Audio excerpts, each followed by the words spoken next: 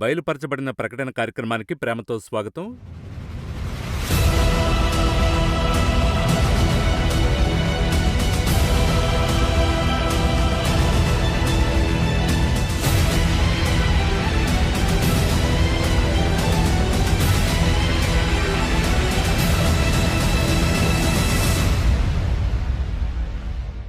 ఈరోజు కార్యక్రమం చాలా ప్రాముఖ్యమైంది. ఎందుకంటే ఇది కన్క్లూషన్లో ఫస్ట్ ఎపిసోడ్. ఈ కార్యక్రమానికి బ్రదర్ ఎండి జగన్ వచ్చున్నారు. Brother Jagan, welcome to the program. Praise the lord. ఈ కార్యక్రమం చాలా ప్రాముఖ్యమైందని చెప్పాను. ఎందుకంటే ఎప్పుడైనా ఒక పుస్తకంలో పరిచయం ఎలా ముఖ్యమో చివరగా వచ్చేది చాలా ముఖ్యంగా ఉంటుంది. మన రెవల్యూషన్లో తరచుగా ప్రేక్షకులు చూస్తూనే ఉన్నారు. ఇప్పుడు రెవల్యూషన్ చాప్టర్ 19లో ఉన్నాం. దీన్నెందుకు కన్క్లూషన్లో ఫస్ట్ ఎపిసోడ్ అని అంటున్నానంటే ఇది కంప్లీట్గా ఈ బుక్లోని ఎసెన్స్ ఇందులో వస్తుంది. ఇందులో పలు ప్రశ్నలున్నాయి. నా మొదటి ప్రశ్న ఏంటంటే, బైబిల్ ఆరంభంలో ఒక మ్యారేజ్తో ప్రారంభమైంది. ముగింపులో చూస్తే అక్కడ కూడా ఒక మ్యారేజ్ వస్తుంది. సో దేవుడు ఈ మ్యారేజ్ ఐక్యతకు ముఖ్యమైన కొన్ని విషయాలు పొందుపరిచాడు. ఇది స్పిరిచువల్గా చూసే యాంగిల్ ఒక డీప్ అయిన యాంగిల్గా ఉంది.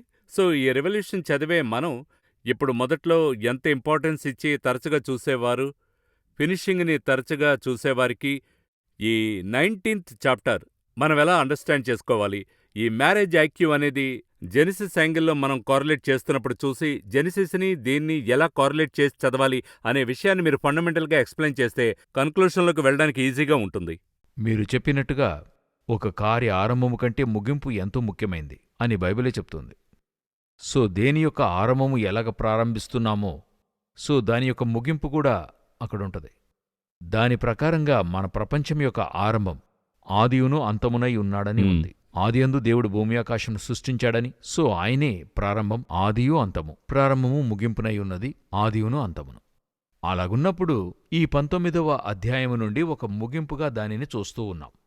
ఎలా ముగింపుగా చూస్తున్నామంటే మీరు చెప్పినట్టుగా వివాహమే మెయిన్ ఇష్యూ. 19వ అధ్యాయం చదవాలనుకున్న వారికి మనం చెప్పేటువంటి రెండు ముఖ్యమైన విషయాలేంటంటే, ఒకటి గొర్రెపిల్ల యొక్క వివాహము, రెండవది అంత్యక్రీస్తుతో జరిగేటువంటి యుద్ధం. ఈ రెండు అందులో ఉన్నాయి. ఈ అర్మగెదోన్ యుద్ధం అని చెప్తాం, ఆ ఫైనల్ యుద్ధం. ఈ రెండిటి యొక్క ఆరంభం ఎందుకు ఇవి రెండు కూడా ఈ అధ్యాయంలో చెప్పబడ్డవి. వీటి రెండిటి యొక్క ఆరంభం ఎక్కడంటే ఆదికాండములోనే మీరు చెప్పినట్టుగా అక్కడ ఆరంభం. ఇప్పుడు ఈ యొక్క 19వ అధ్యాయం యొక్క రెండవ భాగం ఉంది కదా, అంత్యక్రీస్తుకు యేసుక్రీస్తుకు మధ్య యుద్ధం. మృగము పట్టబడింది, దానితో కూడా అబద్ధ ప్రవక్త పట్టబడ్డాడు, గంధకముతో మండు అగ్నిగుండంలో ప్రాణముతోనే వేయబడ్డారని చెప్పి అదే 19వ అధ్యాయంలో చివరి 2 వచనాల్లో మీరు చదివినట్లయితే చూడగలరు. 20-21లో అలాగుంది. అలాగున్నటువంటి అంత్యక్రీస్తును యేసుక్రీస్తు జయించే కాన్సెప్ట్. ఈ యుద్ధం ముగిసిపోయింది, అక్కడే ముగిస్తుంది. అయితే ఎక్కడ ఆరంభమైంది అని చూసినట్లయితే ఆదికాండంలో చూడగలరు. 3వ అధ్యాయం 15వ వచనంలో దేవుడు చెప్తున్నాడు, నీకును ఆమె సంతానమునకును, నీకు ఆమెకును వైరము కలుగజేసేదను. సర్పాన్ని చూసి అక్కడే యుద్ధం స్టార్ట్ అవుతుంది. అంటే సర్పాన్ని చూసి నీకును ఆమె సంతానమునకును, స్త్రీ సంతానమైనటువంటి మరియ నుండి అనగా యేసుక్రీస్తు అక్కడ అలా చెప్పబడింది.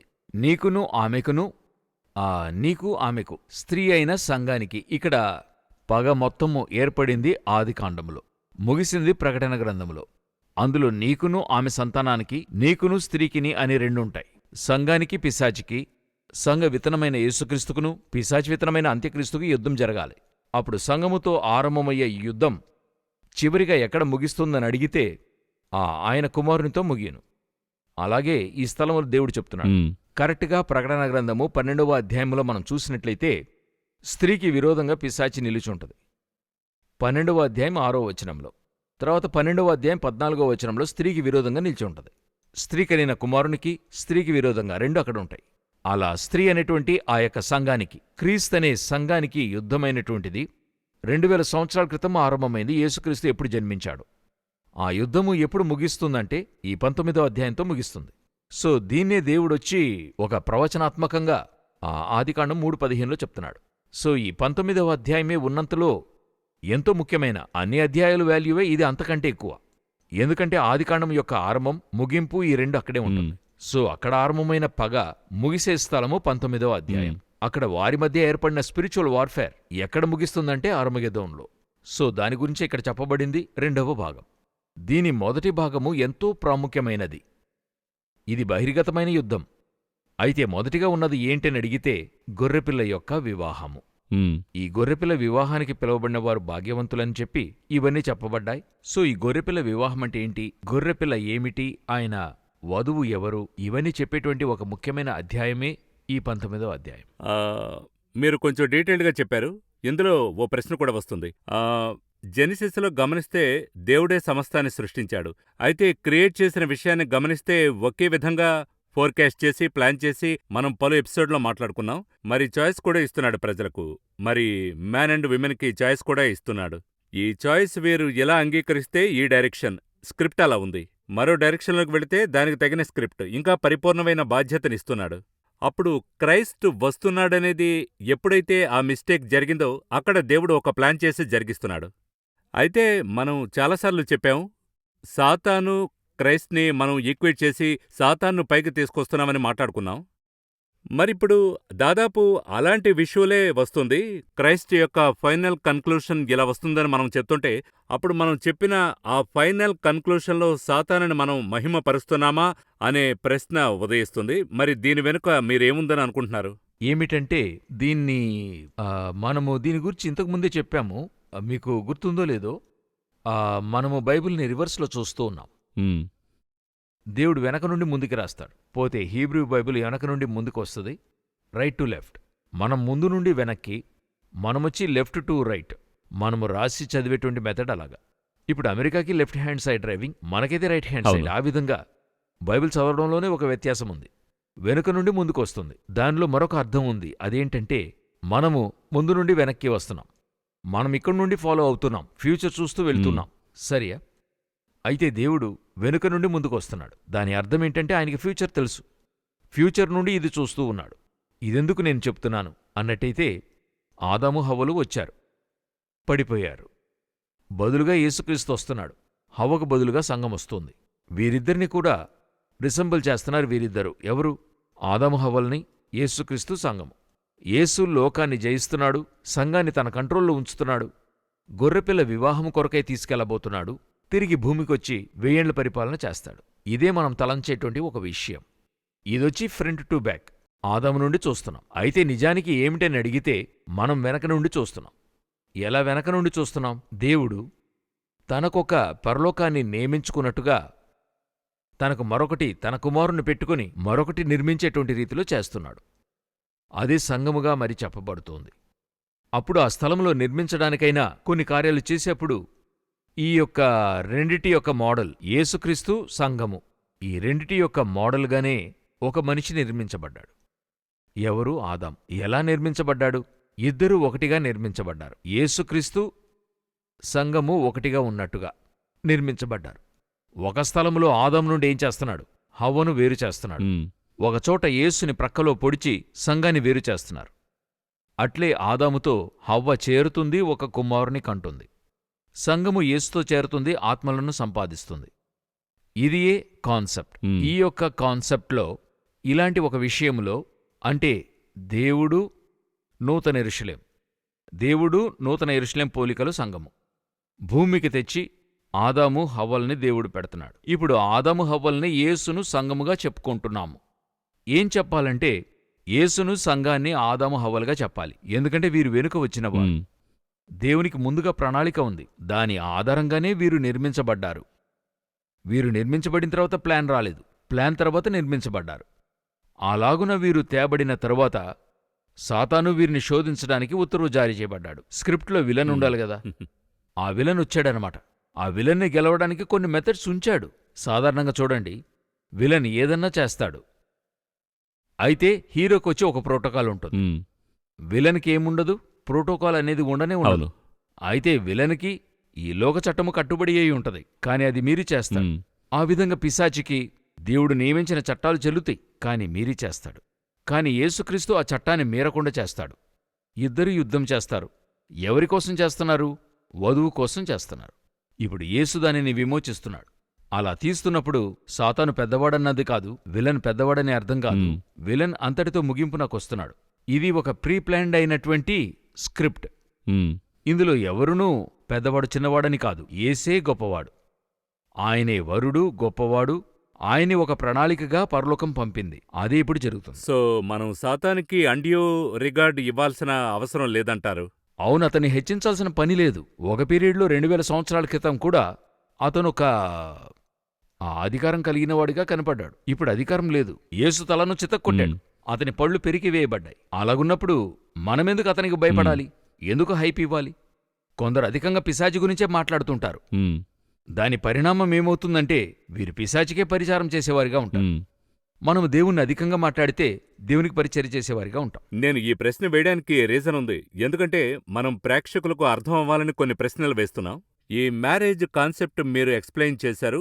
అప్పుడు జెనెసిస్ ఎంతవరకు మనకు అర్థమవుతుందో అంతవరకు మనకు రెవల్యూషన్ అర్థం కావాలి అనేది మన సహజమైన స్టేట్మెంట్‌గా ఉంటుంది. ఒకటి. రెండవది, ఈ మ్యారేజ్ కాంటెక్స్ట్‌లోనే క్రైస్ట్‌కి స్పిరిచ్యువల్‌గా మ్యారేజ్ చేయబోయే పెండ్లి కుమార్తెకు ఆ కనెక్షన్ గురించి వివరంగా చెప్పారంటే మనకింకా ఫౌండేషన్ ద్వారా చక్కగా అర్థమవుతుందని అనుకుంటున్నాను. ఇప్పుడు ఆదాము హవ్వయును సృష్టింపబడ్డారు, పడిపోయారు కూడా.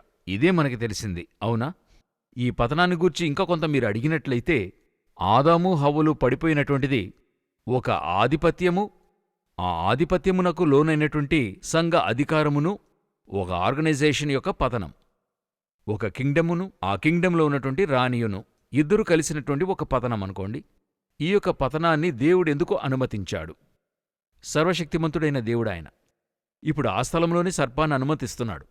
అనుమతించి అక్కడ ఎందుకు ఓటమి కలిగిందని చూసినట్లయితే దేవుడు తనకంటూ ఒక గ్రూపుని నియమిస్తున్నాడు. ఇంకొక వధువు అంటే నూతన యెరూషలేం సిటీని కడతాడు. ముందే హెవెన్ అనేది ఉంది. హెవెన్ లాగానే మరొకటి తేవాలి. అయితే హెవెన్ యొక్క మోడల్ క్రైస్ట్. న్యూ జెరూషలేం ఎవరి మోడల్? సో న్యూ జెరూషలేం యొక్క మోడల్ ఎవరిలాగా ఉండాలంటే వరుని యొక్క వధువు. ఈ కాన్సెప్ట్లో ఉండాలది. The church. ఇప్పుడు దాని యొక్క చిహ్నముగా హెవెన్ యొక్క సూచనగా క్రీస్తు యొక్క మోడల్లోనే హెవెన్, యాడమ్. రాబోయేటువంటి చర్చ్, న్యూ జెరూసలేం సిటీ, దాని యొక్క మోడలే హవ్వ. వీరలాగే నిర్మించబడ్డారు. ఆ ఉద్దేశంలోనే తీసుకొచ్చారు. ఇప్పుడు చర్చ్ను తీసుకొచ్చి పెట్టి ప్రభు ఆయన ప్రక్కను గుచ్చి సంగము తీయబడింది. ఆదాము ప్రక్కటెముక నుండి హవ్వ తయారయ్యింది. ఎందుకంటే యేసు ప్రక్కలో గుచ్చారని చూస్తున్నాం. ఇప్పుడు ఈ చర్చిని ఆయన ఎలాగ రెడీ చేశాడో అదేవిధంగా హవ్వను రెడీ చేశాడు. ఎలాగ ఆదాముకు అప్పచెప్పాడో, ఏ మాదిరిగా అప్పగించాడో అదేవిధంగా మనల్ని యేసుక్రీస్తు దగ్గర అప్పచెప్తాడు. అప్పుడు ఈ ఆదాము తాను ఏ కార్యంగా పర్ఫెక్ట్ అయి ఉన్నాడో, ఆ హవ్వ ఎంత పర్ఫెక్ట్గా ఉండాలో అదేవిధంగా యేసు పరిపూర్ణతలో సంఘం ఉండాలి. ఇప్పుడు వీరిద్దరూ ఒకరోజు ఒకటిగా మారతారు. ఇంతవరకు వేరువేరుగా ఉండారు. ఆదికాండము 1వ అధ్యాయం 28లో, 2వ అధ్యాయంలో వేరు చేయబడ్డారు. 3వ అధ్యాయంలో వేరు చేయబడిన వారు పాపము చేశారు. ఇప్పుడు ఆ పూర్వస్థితికి వారిద్దరూ రావాలి. దాని ప్రకారం ఇప్పుడు మనం ఎలాగున్నామని చూసినట్లయితే పాపము చేసి వేరు చేయబడిన 3వ అధ్యాయ కాలము నుండి ఇప్పుడు మనల్ని ఏం చేశాడు? రెడీ చేసి పెండ్లి కుమారుని దగ్గర తెచ్చాడు. ఇప్పుడు మనమందరం యేసును అంగీకరించాం. దీనికి తర్వాత ఎలాగా ఆదాము హవ్వలు ఒకటిగా ఉండారో 1వ అధ్యాయంలో, అలాగే మనము యేసు ఒకటిగా వెళ్ళిపోతాం, ఒకేలాగైపోతాం. అప్పుడు ఈ హవ్వ యొక్క సక్సెస్, మన యొక్క సక్సెస్ ఒకటి. అప్పుడు హవ్వ ఎక్కడ పడిపోయిందో అక్కడ పడకుండా సక్సెస్ కావడమే మన పని. అందుకే ఇప్పుడు దేవుడు చేస్తున్నాడు. అప్పుడిప్పుడు ఏమవుతుందో ఆలోచించండి. తండ్రి అయిన దేవుడు ఆయన ఎటువంటి ఆదియూ అంతము లేనివాడిగా ఉన్నాడు. ఆయన రూపంలో కుమారుడు, కుమారుని ఛాయలో పరలోకం, ఆ కుమారుని యొక్క ఛాయలో నుండి తీయబడినటువంటి ప్రకటెముకగా వధువు సంఘము, దాని ఛాయలో నూతన యెరూషలేం. అది కాన్సెప్ట్. ఈ కాన్సెప్ట్ యొక్క ఆరంభం ఆదికాండంలో ఉంది. ఈ పతనం అవుతున్నప్పుడు తిరిగి పర్ఫెక్ట్ చేసి అదే సంఘాన్ని మరలా చేసి ఇదే కాన్సెప్ట్ని నెరవేర్చడానికే నెరవేర్చి ముగించాడన్నందుకే రెవల్యూషన్. ఇంత జరుగుతుంది. అంటే ఈ యొక్క బైబిల్ వచ్చి మొత్తమును ఒక ఫ్యామిలీ కాన్సెప్ట్లోనే ఉంటుంది. కింగ్డమ్ కాన్సెప్ట్తో ఉంటుంది, ఫ్యామిలీ కాన్సెప్ట్తో ఉంటుంది, కన్స్ట్రక్షన్ కాన్సెప్ట్ అనేది ఉంది. ఇలాగా బైబిల్లో ఒక్కొక్క ప్యాటర్న్లో మీరు చదివేప్పుడు ఒక బ్యాక్గ్రౌండ్ మీకు తెలుస్తుంది. ఇప్పుడు ఉదాహరణకు మనం చెప్పింది మ్యారేజ్. ఆదికాండము నుండి ఆరంభము ఎక్కడి వరకు ఉంది? రెవల్యూషన్ వరకు ఉంది. ఇక్కడ పతనము, ఇక్కడ జయము, ఇవన్నీ పర్ఫెక్ట్గా చేరిపోతుంది. ఇదే విధంగా కన్స్ట్రక్షన్కి వెళుతుంది. నోవహు ఓడగట్టింది. తర్వాత దానికి అగెన్స్ట్గా నిమ్రోదు వెళ్ళి ఆ యొక్క బబులోను కట్టింది. ఆ తర్వాత ఆ మోషే ప్రత్యక్షపు గుడారం కట్టింది. ఉమ్, తరువాత దావీదు మనవి చేసి సొలొమోను కట్టిన దేవాలయం. ఇలాగ కన్స్ట్రక్షన్ వెళుతూ ఉంటుంది. నెహెమ్యా యొక్క ప్రాకారం కన్స్ట్రక్షన్ ఇలా ఒక్కొక్కటి వెళుతూ ఉంటుంది. ఒక్కొక్కటి కూడా వెళుతూ ఉంటే అది ఒక కన్స్ట్రక్షన్ కాన్సెప్ట్లో వెళుతూ ఉంటుంది. మ్యారేజ్ కాన్సెప్ట్లో ఒకటి వెళుతూ ఉంటుంది. ఇది మాత్రం కాకుండా రెవల్యూషన్ అంటే బలి, ఉమ్. సాక్రిఫైస్ అలా ఒకటెళ్తుంది. ఇవన్నీ ఒకటిగా చేరటమే యేసుక్రీస్తు. ఇవన్నీ చేర్చే ఒక బైబిల్. సో దీన్ని చదివేటప్పుడు మనం అండర్స్టాండ్ చేసుకుంటేనే పరిపూర్ణమైన ఫీలింగ్ లభిస్తుంది. పూర్తి Understand ఫీలింగ్ అవుతుంది. దొరుకుతుంది, డెప్త్ దొరుకుతుంది. డెప్త్ లభిస్తుంది.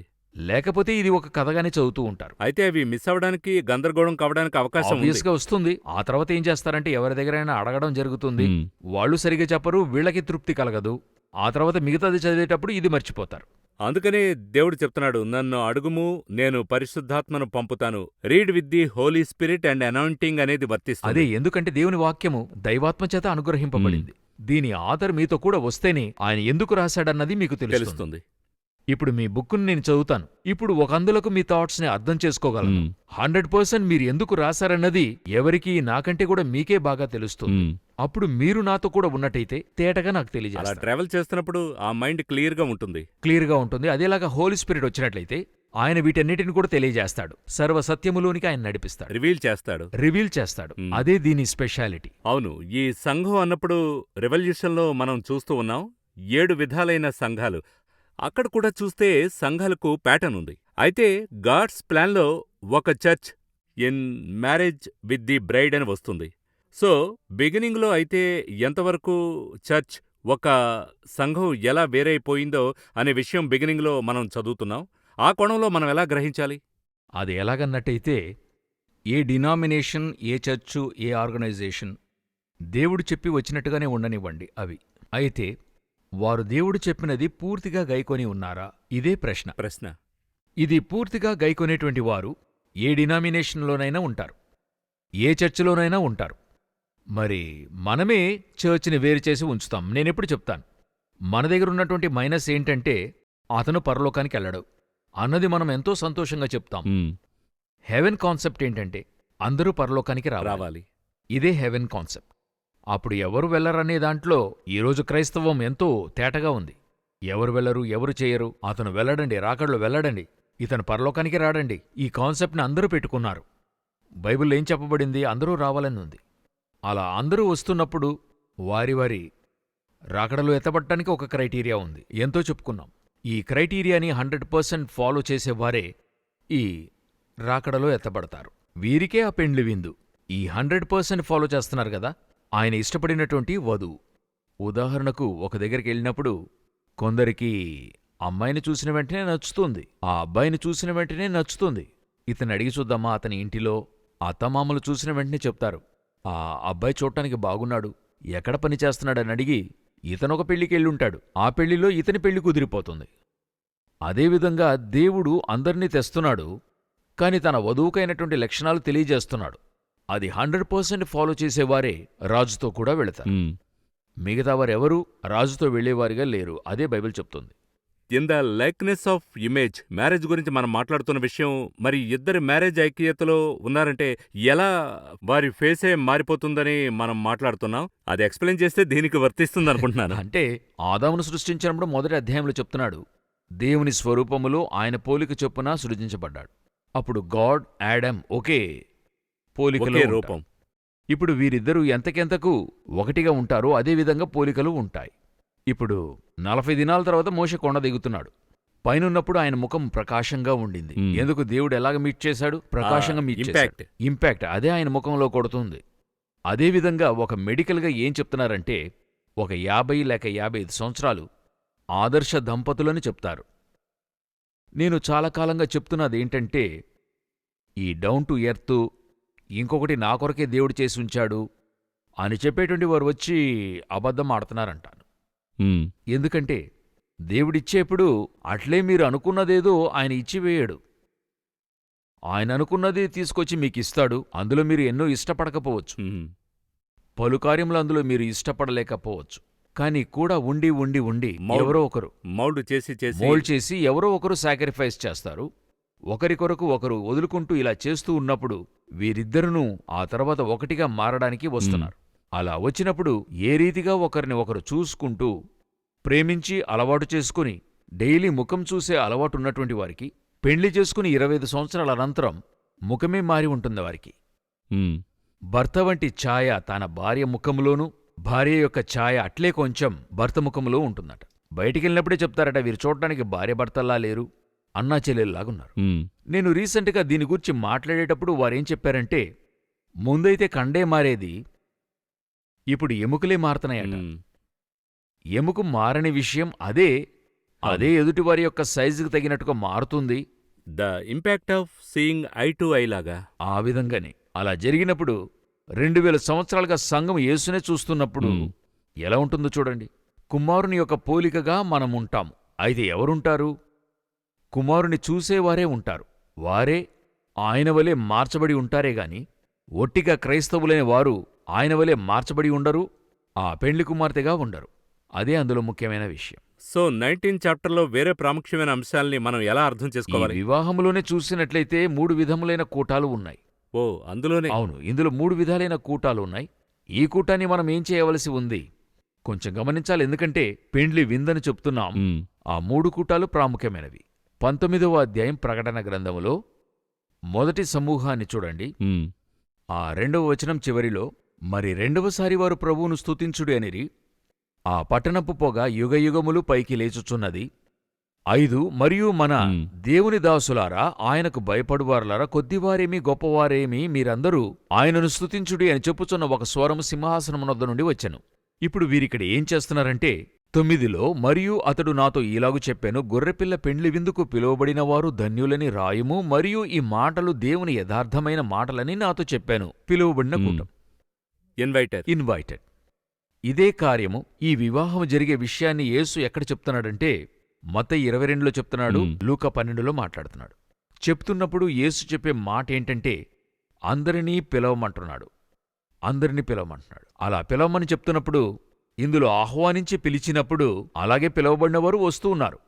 అయితే ఒక సమూహము వస్త్రము లేకుండా వస్తుంది. అది ఎక్కడని అడిగినట్లయితే మత్తయి 22, లూకా 12 2 స్థలాల్లో వస్తుంది. వీరును పెండ్లి విందుకు వచ్చినవారే. అయితే ఒక కూటము పెండ్లి వస్త్రము ధరించిన వారుగా వచ్చారు, ఉమ్. ఒక కూటము పెండ్లి వస్త్రము ధరించకుండా వచ్చారు. అలాగే వచ్చేసారు. అలాగే వచ్చారు.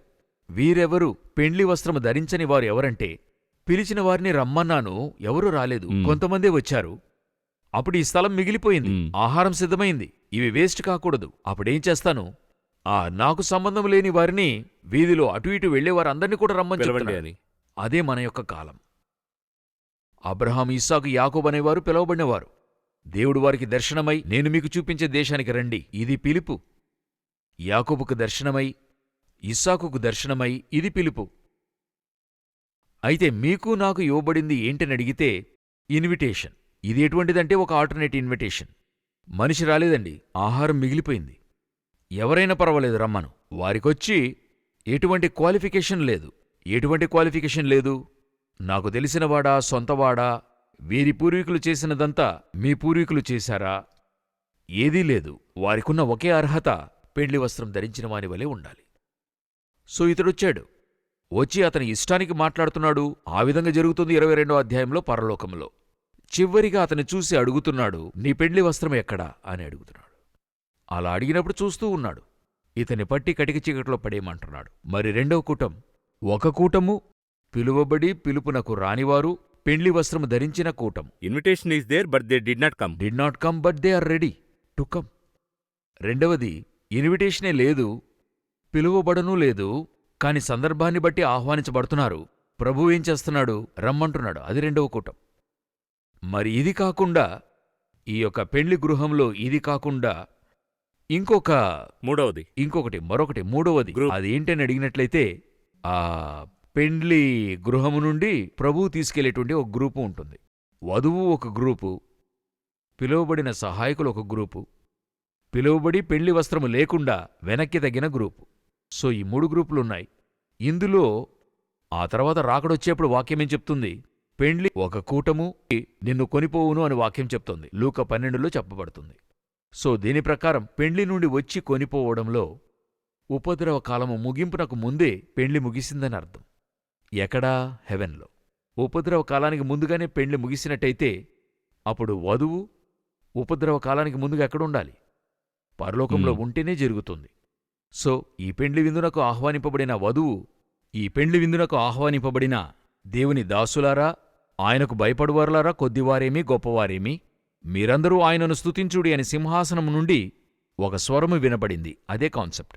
సో 3 గ్రూపులు అక్కడ ఉన్నాయి. వస్త్రము ధరించినవారు, వస్త్రము ధరించనివారు, వధువు యొక్క గ్రూప్. ఇందులో మీరు నేను వధువు యొక్క గుంపులో ఉండడమే దేవుని యొక్క చిత్తం. ఎందుకంటే ఈ వస్త్రము ధరించిన వారొచ్చి మనకు ముందుగా మరణించిన పాత నిబంధన పరిశుద్ధులైనవారు. అయితే దీని తర్వాత వచ్చేవారు క్రొత్త నిబంధన పరిశుద్ధులు. వీరందరూ చేరి ఉండటమే గొర్రెపిల్ల యొక్క వివాహం. ఈ వివాహము యొక్క ముగింపే అర్మగెదోను యుద్ధానికి దారితీసేది. పెండ్లి యొద్ద నుండి బయలుదేరి వచ్చిన గొర్రెపిల్ల అని ఉంటుంది.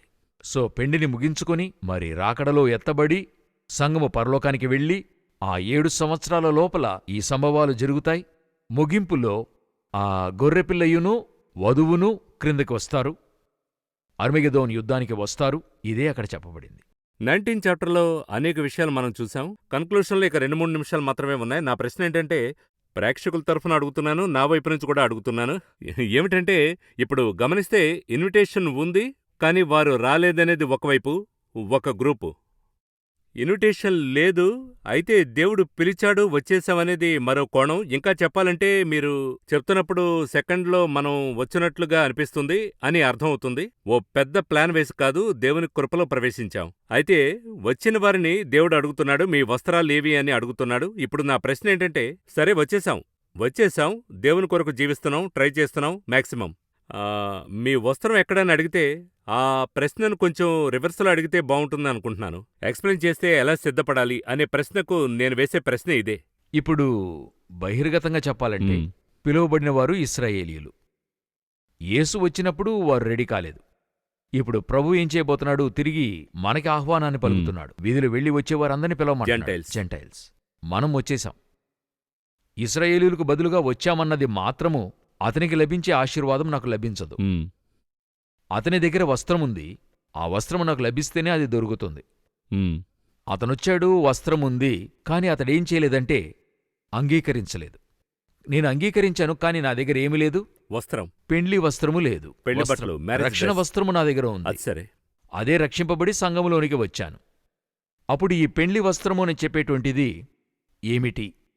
ఇప్పుడు వధువు పెండ్లి వస్త్రాన్ని గురించి వెనక ఉంటుంది. 19వ అధ్యాయంలో 7-8 వాక్యాల్లో చూసినట్లయితే, ఆయన భార్య తన్ను తాను సిద్ధపరుచుకొని ఉన్నది చెప్పగా వింటిని, మరియు ఆమె ధరించుకొనుటకు ప్రకాశములును నిర్మలములునైన సన్నపు నారబట్టలు ఆమెకి ఇయ్యబడెను, మరి అవి పరిశుద్ధుల యొక్క నీతిక్రియలు అని ఉంది.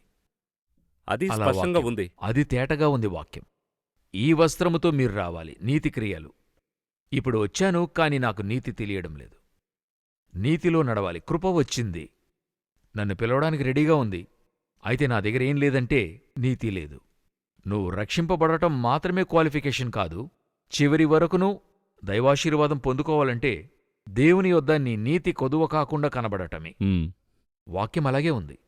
తండ్రికి ముందు నీతి ఏం కాకూడదు? తక్కువ కాకూడదు.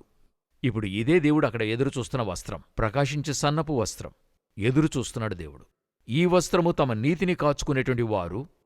ఈ నీతి అన్నది ఆదికాండములో నోవాహు బాప్తిస్మమిచ్చింది. అది నీతి. నీతిని ప్రసంగించినటువంటి నోవాహు యేసు బాప్తిస్మాన్ని అడుగుతున్నాడు. అప్పుడు చెప్తున్నాడు, యోహానంటాడు, నేను నీచేత బాప్తిస్మం పొందవలసిన వాడనై ఉండగా నీవు నా యొద్దకు వచ్చుచున్నావా? యేసు ఇప్పటికి కానిమో నీతి యావత్తూ ఇలాగ జరుగుటకు తగి ఉన్నదని చెప్పాడు. సో దేవుని చేత ఈ నీతి రివీల్డ్ వన్. ఆ సత్యమనేటువంటిది వచ్చి ఎవరన్నా చెప్పి వారి యొద్ద ఉండాలి. కాని నీతి అన్నది మనకి చెప్పబడి దాన్ని పాటించేదానిలో ఉంటుంది. సౌలు రాజుగా అయ్యాడు, కాని నీతిగా లేడు. ఆ నీతిని మీరు చివరి వరకు కాచుకున్నట్టయితే రాకడలో వెళ్ళగలరు. చాలా విషయాలు ఎక్స్ప్లెయిన్ చేశారు జగన్, ధన్యవాదాలు. 19 చాప్టర్లో బేసిక్ ఫౌండేషన్ గురించి బాగా అర్థమైంది. ఇది కన్క్లూషన్లో పార్ట్ 1. తర్వాతి కార్యక్రమంలో మనం కన్క్లూషన్ పార్ట్ 2లోకి వెళదాం. ఈ విధంగానే మనం చాలా విషయాలు నేర్చుకుందాం. ఈ కార్యక్రమానికి కూడా మీరు విచ్చేసినందుకు ధన్యవాదములు. మళ్ళీ మరోసారి మనం బయలుపరచబడిన ప్రకటన